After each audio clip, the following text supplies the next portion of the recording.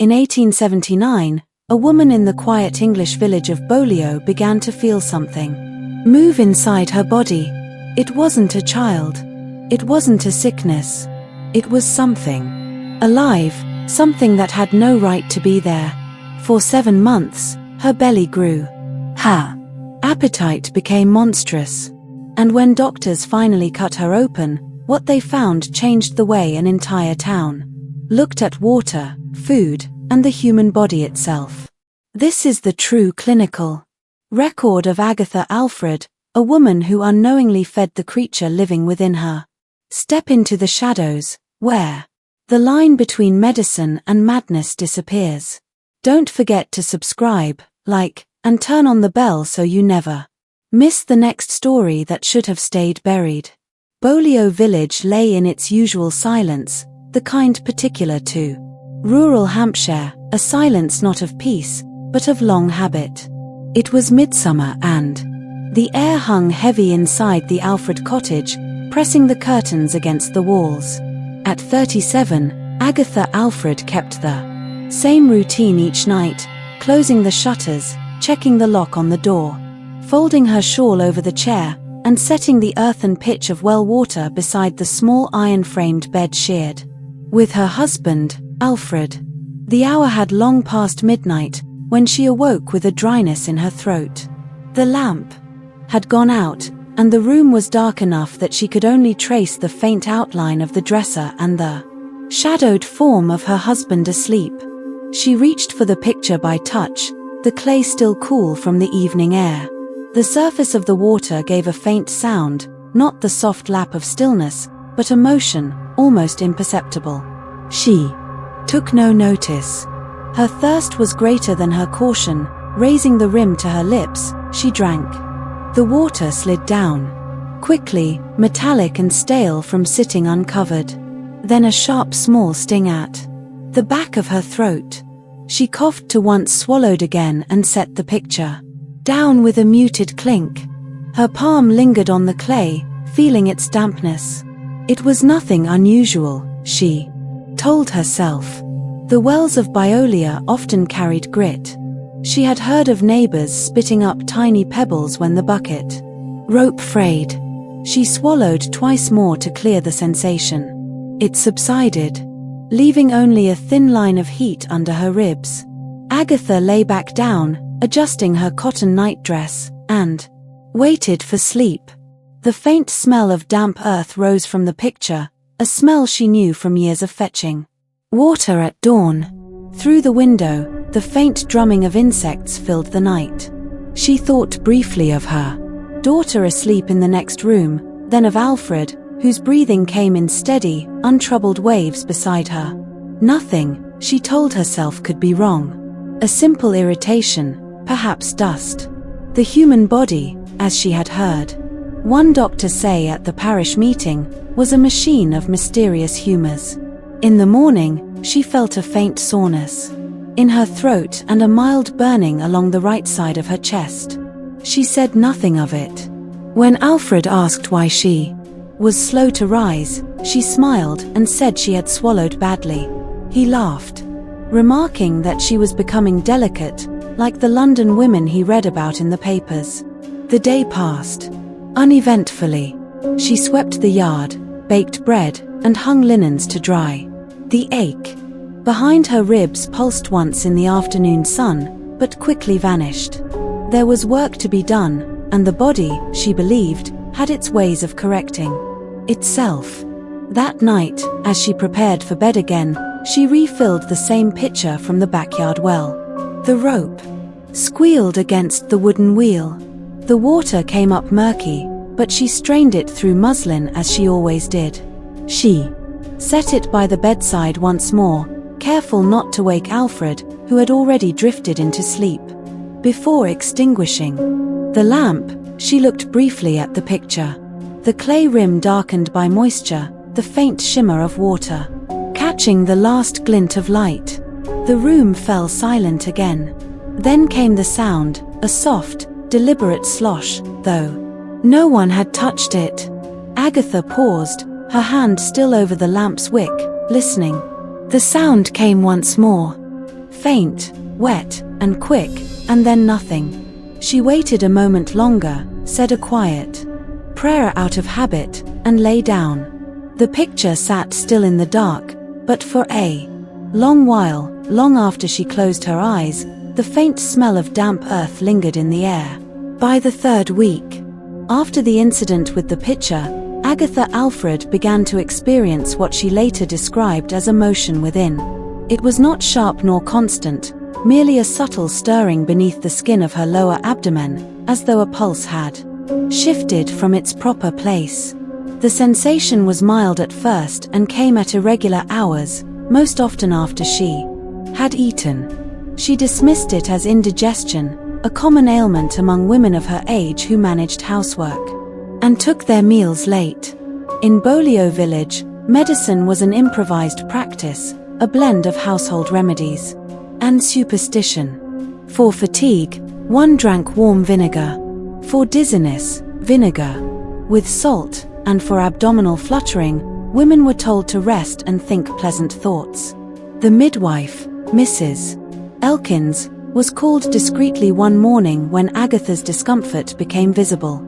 After a brief examination, through the stays of her dress, the woman smiled faintly and whispered that it could be a late blessing. At 37, such occurrences were rare, but not unheard of. Agatha said little in response. She did not feel pregnant. She felt inhabited. Her appetite grew without reason. Meals that once sustained her barely quieted the hollow ache inside. She would sit longer at the table, her spoon lingering, her expression fixed on nothing. Alfred began to notice her habit of pressing her hand lightly against her stomach after each meal. "You worry too much about what's natural," he told her. A doctor would charge a week's wages to say the same thing. "You've taken too much bread and too little air." Yet at night, when the lamps were lowered and the cottage silent, she would feel the same deliberate movement, faint at first, then rhythmic, pressing upward beneath her ribs. She would place her palm flat across her abdomen, tracing the motion, as if to locate its source. It was not random. It came in but turns, particularly after she had eaten. Within the village, whispers began. Mrs. Elkins mentioned Agatha's condition to her sister, who mentioned it to the grocer's wife, who mentioned it to the parish clerk. Soon quiet smiles followed. Agatha through the market. A woman her age, long married, now showing signs of expectation. It was considered a matter of private amusement, but Agatha knew laughter carried unease. Beneath their politeness lay something closer to disbelief. Her digestion worsened. After certain meals, she experienced waves of nausea and a dull ache near her spine. Alfred suggested ginger tea, but she refused it. One evening, as she prepared to undress, she caught her reflection in the mirror. Her abdomen seemed subtly distended, the skin beneath pale and drawn. She ran her fingers over it. The flesh was warm, tender, and beneath it a faint shift, as if something had turned in slow deliberation. Alfred's patience thinned as her complaints increased. He avoided conversation during meals, avoided her gaze at night. When she spoke of movement, he accused her of imagining things. "You've been reading too much from those pamphlets," he said. Once. Women fill their heads with nonsense and call it illness. The following week, she felt it again, stronger this time, a rolling pressure beneath the right side of her ribs. That night, without speaking, Alfred reached across the bed and placed his hand against her abdomen, perhaps to reassure her, perhaps to quiet her fears. For a moment, there was only stillness. Then, beneath his palm, something moved. Not a tremor or spasm, but a slow, purposeful contraction, like muscle, drawing inward around a living form. He pulled his hand away sharply. Neither spoke.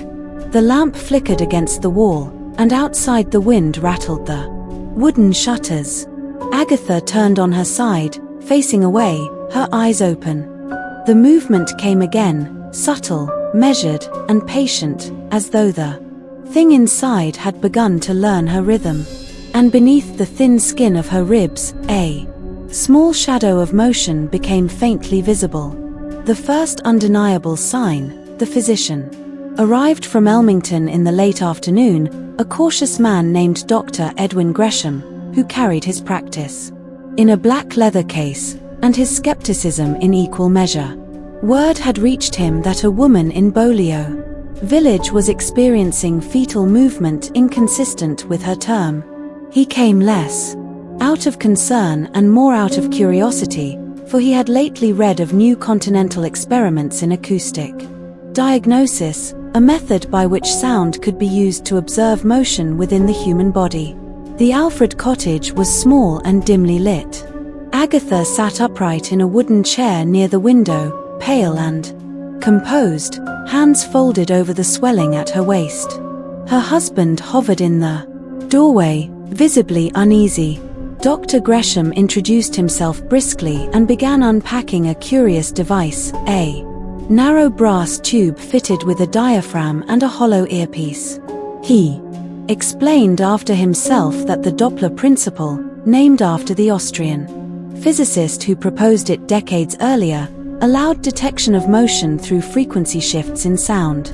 If applied to the human body, it could, he claimed, differentiate the pulse of a child from the motion of the mother's blood.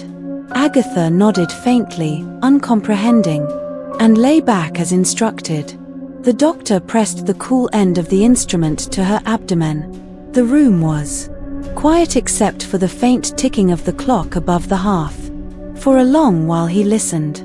At first he heard only the familiar, the hollow rush of circulation, the steady murmur of respiration. But beneath it came another sound, one that did not conform to the expected cadence of a human body. It was neither pulse nor peristalsis, but a faint irregular friction, a movement with purpose, pausing and resuming, as if something soft were gliding through enclosed space. He adjusted the instrument and listened again. The sound changed position. It did not echo from one side to the other as an infant's motion might. It traveled horizontally and low, almost serpentine. Agatha spoke quietly. "Do you hear it?" Her voice was thin, almost apologetic. "Yes," the doctor replied, though his tone lacked conviction. "It may be gas entrapment. Intestinal motility, nothing more." He shifted the tube upward toward her ribs. The sound followed. He frowned. The movement seemed to react. Each time Agatha inhaled or murmured a word, there was a faint increase in activity beneath. The frequency rose slightly, then fell. Silent when she stopped speaking. He withdrew the device, rubbed the brass end with his handkerchief, and checked the clock. At 5:43 p.m., he resumed, this time recording notes in his ledger with deliberate precision. Pulse 78 bpm. Respiration calm, frequency irregular, not cardiac. Movement resembles crawling pattern. Possibly parasitic, unconfirmed. Subject responsive. Not fearful. When he pressed the instrument again, Agatha had begun humming softly, a nervous habit, the tune without form or melody. The doctor froze. Through the tube. He heard it, a distinct shift. Something inside her body moved closer to the surface, following the resonance of her voice as if drawn to the sound.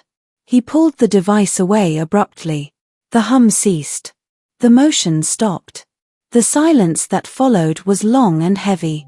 The doctor cleared his throat, closed the ledger, and returned the apparatus to its case. His expression had altered, not fearful, but disturbed by the inadequacy of his own explanations. Alfred stepped forward. "Well, what is it, doctor? Is it alive?" Dr. Gresham hesitated. He glanced once at Agatha, then at the floor. "The body does strange things under strain," he said finally. It may correct itself. He gathered his things without another word, and left, the sound of his boots fading down the road until there was nothing but the soft rustle of leaves outside. Agatha looked toward the doorway long. After he had gone, the late sunlight slanted across the table, touching the brass stethoscope he had forgotten to take. It glimmered faintly, catching the light, and from within her she felt a small, deliberate movement, timed perfectly with the fading echo of his departure. By October, the Alfred household had changed in rhythm and in appetite. Agatha's hunger had become a defining feature of her days. Mechanical, persistent, and wholly without satisfaction. She began her mornings with bread still warm from the hearth, consuming slice after slice until the loaf was gone. By noon, she required more. In the records that survive, Alfred noted his astonishment. She eats 14 loaves a day, 3 times over, and still claims hunger. The transformation occurred gradually, but with visible consequence. Agatha's frame expanded, not with softness, but with pressure, as if her body was stretching to accommodate some interior demand. Her corsets no longer fastened. The dresses she had worn last spring hung open at the seams, and yet, despite her growing size, her skin remained pale, almost translucent. Her eyes began to sink deeper into their sockets, shadowed by sleeplessness and strain. At first the village pied her.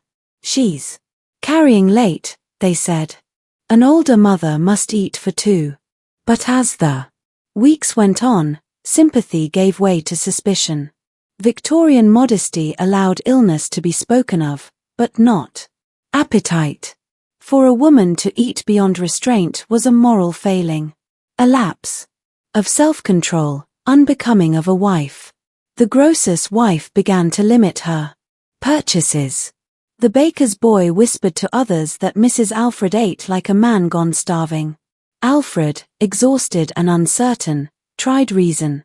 He hid portions, replaced bread with boiled potatoes, diluted milk with water. None of it mattered. Agatha would rise in the middle of the night to search for food, her steps light but deliberate, the house creaking as she moved through it. The following mornings he would find crumbs scattered across the table and the faint impression of her hand pressed into the dough she'd torn apart. Each meal brought both relief and dread. After she ate, the motion wit in her abdomen became stronger, not violent, but organized, as though whatever resided there had learned to expect nourishment. She began pressing her hands to her stomach after meals, whispering softly that it settles when fed. The villagers, overhearing through open windows, carried tales of her madness through the parish. One evening, Alfred sat across from her as she ate, watching silently. He noticed that she did not chew as one hungry, but as one performing a duty. Bite, swallow, breathe, repeat. The rhythm was mechanical, devoid of pleasure. Between swallows, her throat convulsed lightly, as if something within adjusted its position to receive what she consumed. He left the table before she finished, unable to watch further. By the first frost, Agatha's body had altered in ways the mirror no longer disguised. Her belly had grown taut and rounded, but the rest of her seemed to hollow out. The bones of her wrists showed sharply beneath the skin. Her face appeared drawn, her cheeks flat. She often complained of heat in her stomach, saying that food vanished too fast. On the evening of November 12th, after her third meal, Agatha experienced a sudden wave of nausea. Alfred found her leaning over the basin, pale and trembling. She tried to speak but instead retched violently. The expelled matter was ordinary at first, bread, bile, water, but as she wiped her mouth, something small and pale clung to her lower lip. She touched it with a trembling finger and drew it out. A fragment, thin and curved, almost translucent.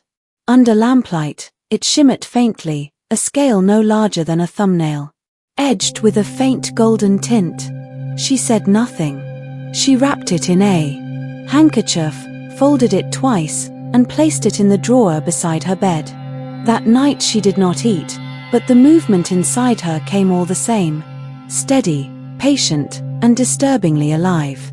By the first weeks of December, the transformation of Agatha Alfred's body had reached proportions that defied both domestic reason and medical explanation. Her abdomen, once soft and pliant, had become grotesquely distended. A dome of flesh stretched thin to transparency. The skin bore the discoloration of strain, deep violet bruises radiating from the center like spokes. When the lamp light struck it obliquely, one could see the faint shimmer of subdermal veins, swollen and irregular, as if her body were mapping an unfamiliar architecture within. Her physician, summoned again from Elmington, documented the changes in his ledger with studied restraint. Patient exhibits severe abdominal distension, inconsistent with gestation. Surface tense, dermal tissue warm to touch, mild. Pulsation, noted lateral right quadrant, peristaltic movement appears exaggerated and autonomous. He noted further that her internal organs seemed displaced. The stomach pushed upward toward the diaphragm, the intestines compressed against the spinal ridge. Yet in all other aspects, she remained alive, lucid, and disturbingly calm. Alfred, however, was no longer calm. He avoided her gaze at the table, avoided her bed at night. When he did look, he did so in fragments. The corner of her shoulder, her hands, the braid of her hair, never the center of her body. The sight of it, moving of its own accord, stripped him of the ability to speak without trembling. Midwives, once willing to visit, now refused entry. One confessed that the sight put her off sleep. Another said that she feared contagion, though none could name the illness. The villagers avoided the path by the Alfred cottage. Mothers warned their daughters not to linger at the gate. In Bolio, misfortune was thought to spread by sight before it ever spread by touch. Inside the cottage, the days passed with a terrible sameness. Agatha ate little now.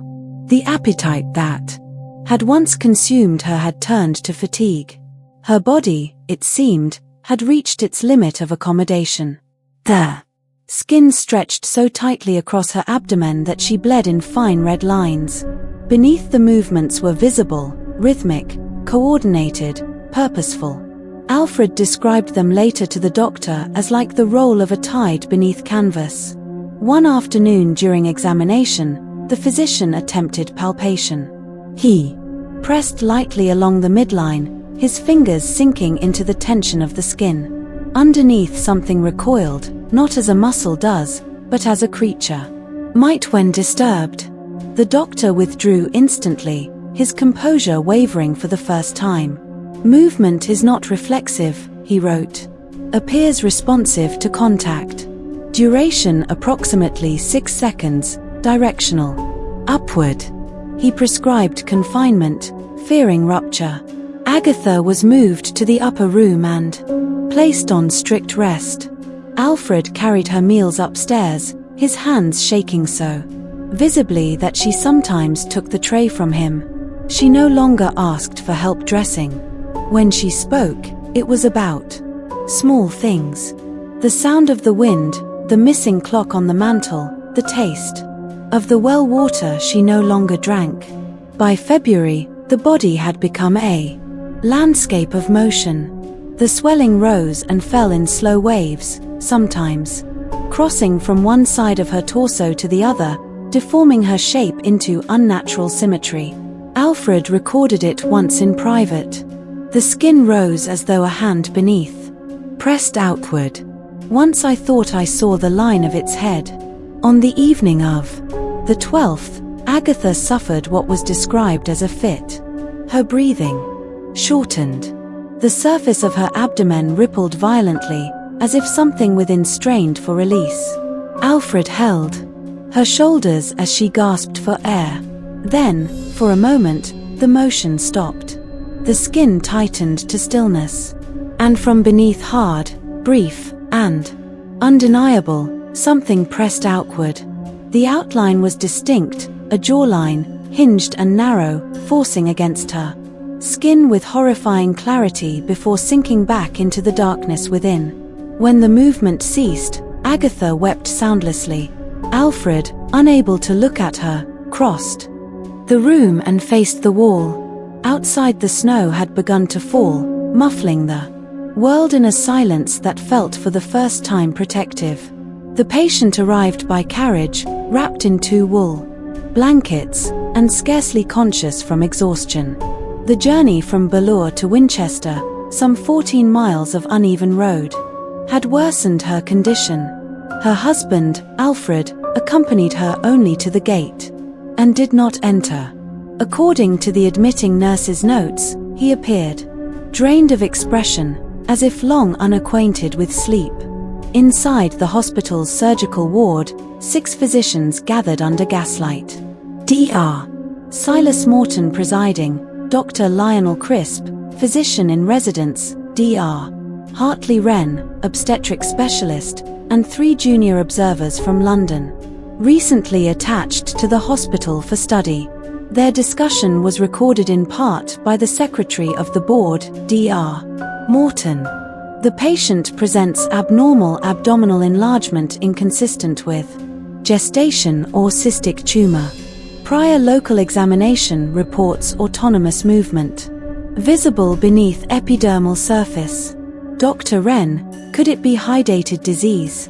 The anochus sometimes mimics fetal motion. Dr. Crisp, then where is the fever?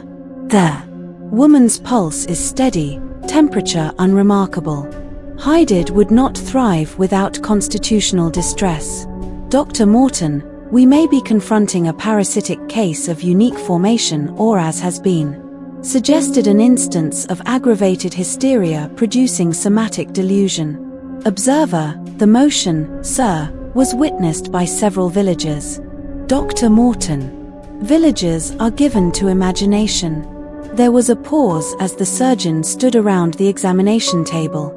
Agatha lay motionless, eyes half open, her face hollowed by the months of illness. The swelling beneath the linen sheet rose like a small hill, shifting slightly with each breath. Dr. Wren, if it be hysteria, the flesh should not move independently. If it be tumor, it must be excised.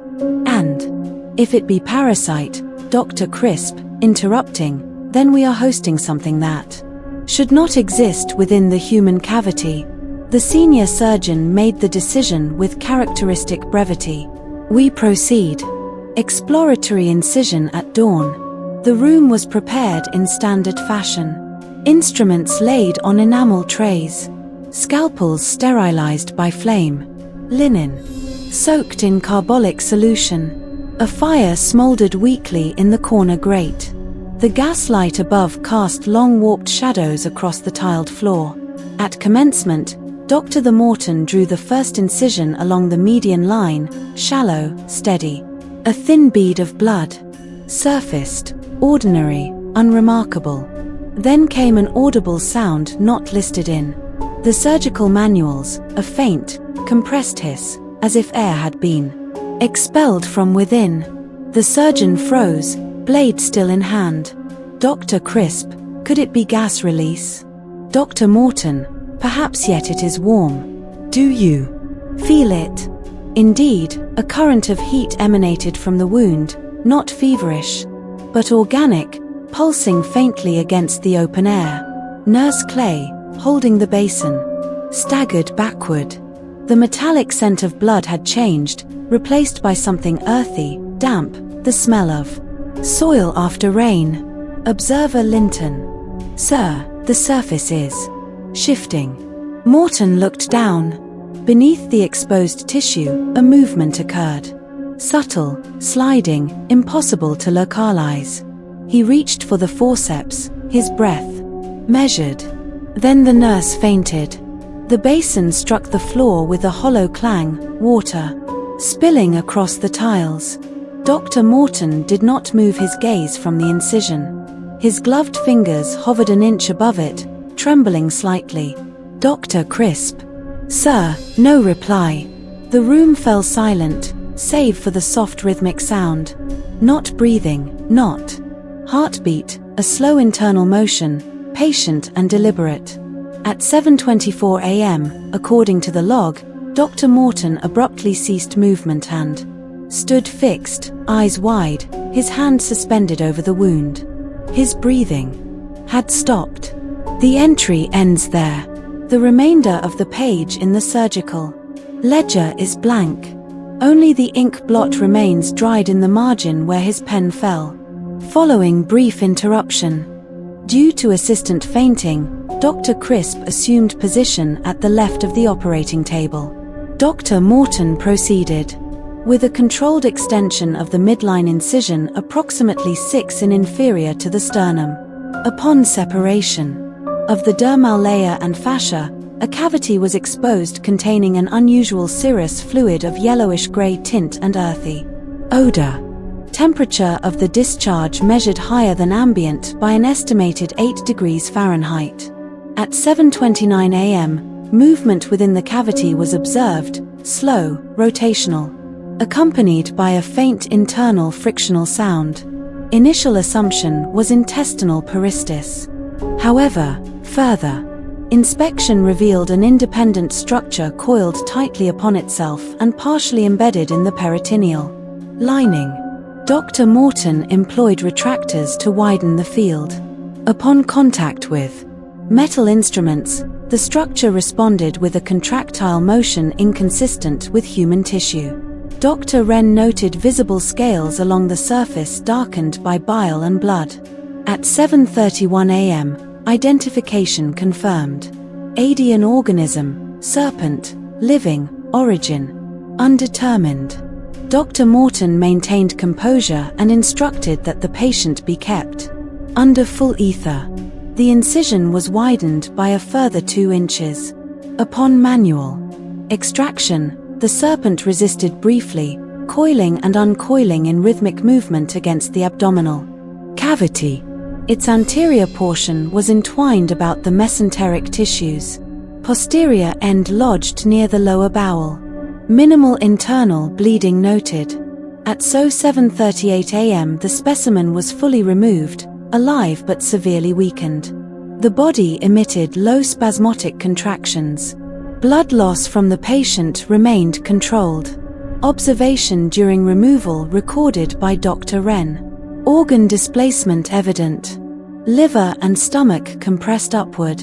Intestinal tract shifted laterally. Foreign organism appears newer-ished.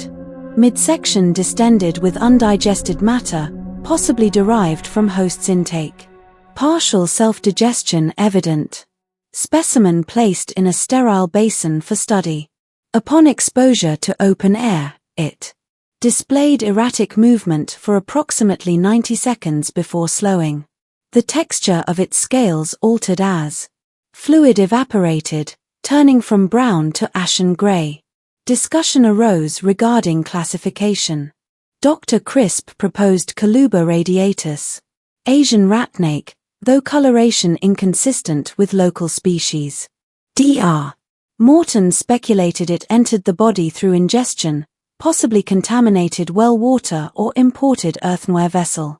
No precedent for survival of such organism within human host was found in hospital records or British medical literature. At 7:44 a.m. the serpent expired.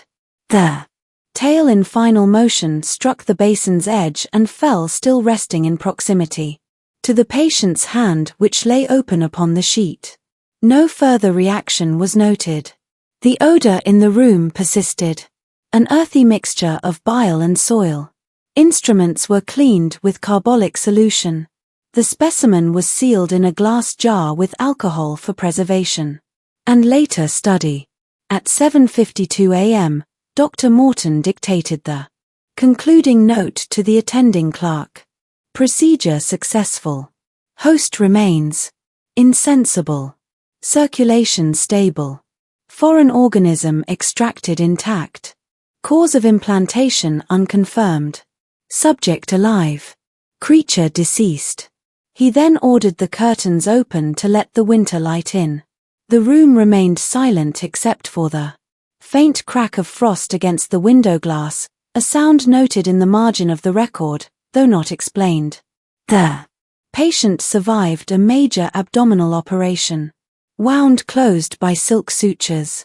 Minor separation along lower margin observed after the third day.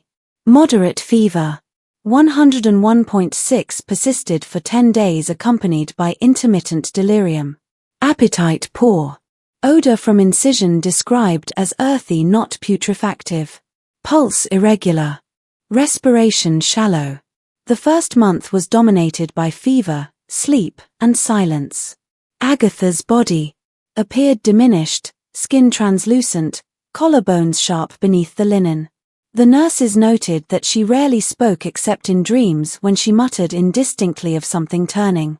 Her abdomen, though healed externally, remained tender. Every attempt at nourishment produced nausea. Alfred visited twice. On both occasions he remained standing by the door, hat in hand, speaking only to the physician. He did not approach her bed. The marriage, as one nurse later remarked, seemed already embalmed. By midsummer, infection had subsided.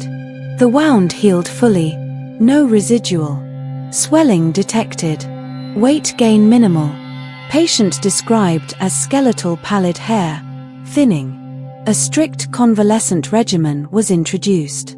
Broth, girl, weak tea, and slow exercise with assistance. The patient exhibits unwillingness to look at her abdomen, declines assistance with bathing, repeatedly requests to keep water from touching the stomach, displays marked anxiety at presence of reflective surfaces. Her sleep remained disturbed. The nurses heard gasping during the night and occasional faint tapping against the metal frame of the bed, involuntary motion, possibly nervous tremor. When questioned, Agatha reported that she often dreamt of pressure beneath her ribs, a sensation she described as movement without direction. Social curiosity surrounding her case grew. Medical students requested to observe. Several physicians visited from London. The case was cited at a symposium as an example of rare parasitic survival. Newspapers reported only the facts. A woman recovered after extraordinary internal condition. In Ballore, however, her name was recited in whispers. Mothers warned their children not to drink from uncovered vessels. Agatha's appetite returned in autumn. She began to eat small portions of bread, but only when alone. When asked, she said she feared being watched while swallowing. One nurse, curious, noted an anomaly. Whenever the patient drank water, her pulse increased sharply as though the act itself roused a physiological response. Upon ingestion of fluid, the patient exhibits elevated heart rate. 20 ppm increase within 30 seconds. Facial color improves transiently.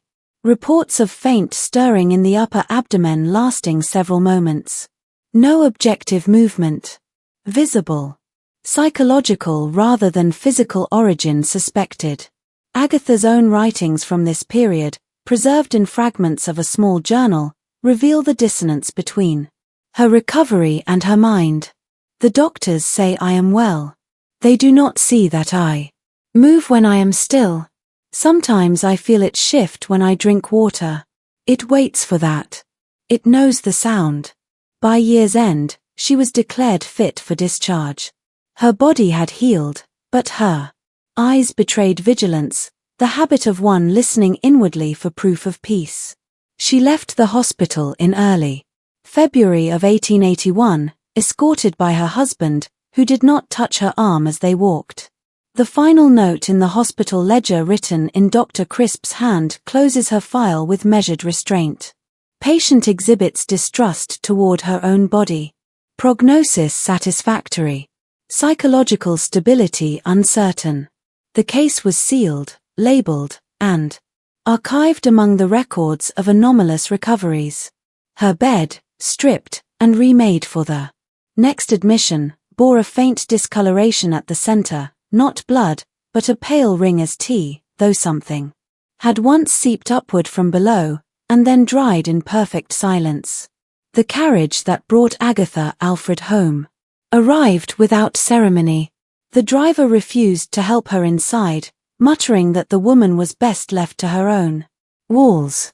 Alfred met her at the threshold, offered his arm, then withdrew it when she did not take it. Their daughter, Mary, 11 years old, waited by the window, clutching a doll with one missing arm. She stared not at her mother's face, but at the long dark seam that ran vertically beneath her bodice, the mark of the operation that had given her back, and yet taken her mother. The house itself seemed changed. Dust had gathered on the corners of the mantel. The air carried a faint musty odor, as if the rooms had been unoccupied for years instead of months. Agatha stood in the doorway of her bedroom for a long time before crossing it. The bed appeared too large, the picture beside it too familiar. The earthen vessel remained in its place by the table, the rim stained faintly from years of use. She did not touch it. In the weeks that followed, she began a strict routine of purification. Every morning before breakfast, she boiled water and scrubbed the kitchen floors with lye. She burned old linens and replaced them with plain muslin cloth, washed twice before use. Alfred protested at the waste, but said little. Beyond that, when she cooked, she refused to eat unless she had first inspected each utensil for residue. Even the bread was broken open and examined, the crumbs scattered and wreathed, as if she feared something might still be living within them. Neighbors who visited with condolences left uneasy. They found her voice calm but detached, her movements deliberate and methodical. When they spoke of her illness, she responded with polite incomprehension, as though it had happened to someone else entirely. Soon the visit stopped. Alfred spent his days at the mill, returning home after dark. He, no longer, entered her room.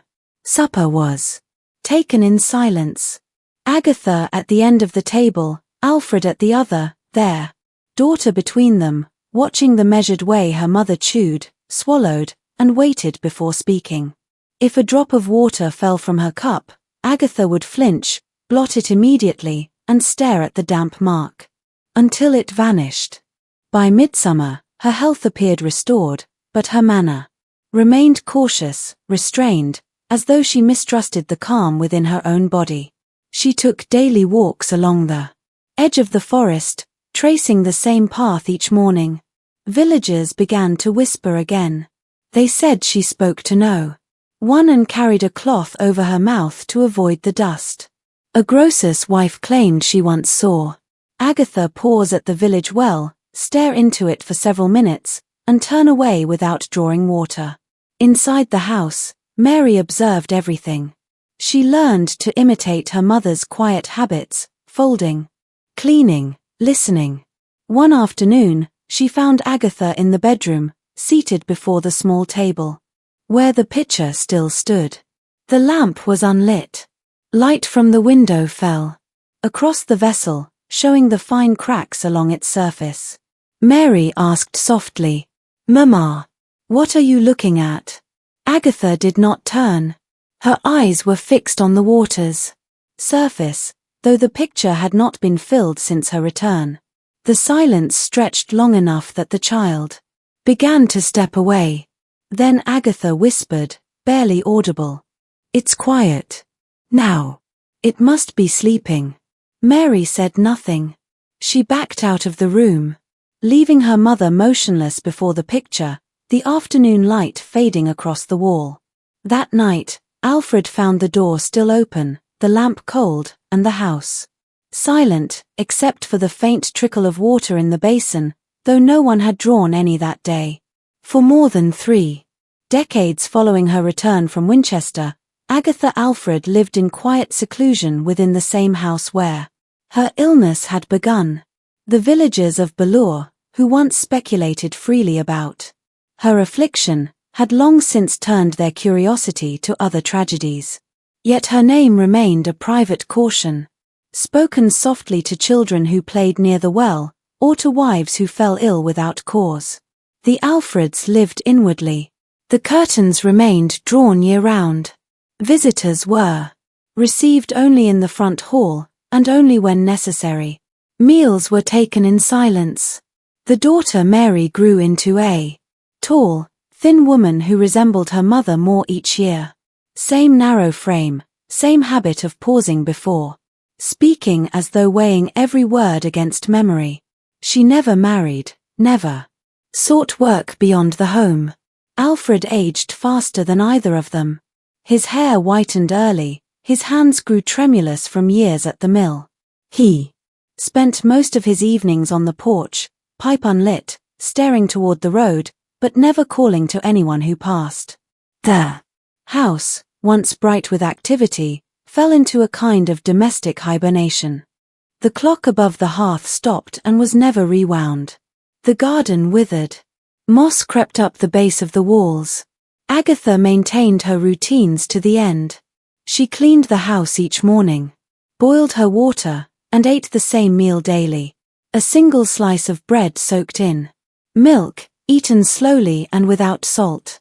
She inspected every vessel before use, turning the pitcher in her hands, holding it to the light, then setting it back in its place untouched. Her movements were steady, unhurried, neither fearful nor calm, but deliberate, as though she was still obeying an unspoken order. The villagers, when they passed, saw little of her. Occasionally at dusk, a lamp would burn in the upstairs window, the same room where she had once been recovering. No shadow moved behind the curtain, but the light stayed until morning. By her 67th year, Agatha's health declined quietly. She spoke little, slept often, and seemed at peace, though her breathing carried a faint rasp, a sound that unsettled her daughter, who said it resembled something turning in gravel. On the night of 3rd of March, 1912, Mary found her mother seated beside the bed, head bowed, hands resting on the table near the old earthen pitcher. The lamp had burned low. Her body was still warm when found, but her pulse had ceased. The villagers who attended her wake described an odor that rose gradually in the house, not decay, but something older, wetter, like soil turned after rain. It clung to the floorboards and to the air long after the burial. The physician attributed it to dampness from the ground, though the season had been dry for weeks. The following morning, Alfred closed the house. He and Mary left before dawn, their belongings packed into a single cart. They were never seen in Ballure again. Within a year, ivy had overtaken the walls, windows cracked from neglect. The house leaned slightly forward as if the earth beneath were drawing it down. Decades later, the case resurfaced only once in a medical compendium on abnormal internal infestations. A marginal note referenced the file from Winchester. Case 49B. Subject: Agatha Alfred. Post-re ovary. Long-term psychological consequences resolved. Unknown. The Alfred home still stood by then, boarded, silent, and sunken into the damp soil that had first given it life. And on certain nights, villagers claimed the air around it smelled faintly of water and earth. In the end, Agatha Alfred lived, but not untouched. Her story was buried in ledgers and whispers, forgotten by medicine, remembered by fear. The old Alfred house still stands, quiet, sunken, waiting. Subscribe, like, and ring the bell. Because in the shadow book, the past never dies. It only waits.